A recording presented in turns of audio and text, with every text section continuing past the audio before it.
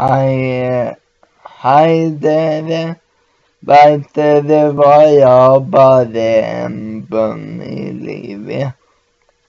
Og det er at alle skal godta hverandre for den som de er.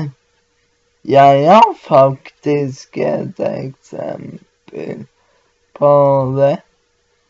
På hovedskolen på Skedsmo videregående skole, så har jeg bare fått en kompis på hovedskolen, eller på den ordinære skolen.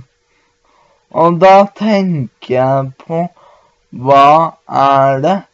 Min teori at det er ikke alle som tør å si hei, men jeg har et råd.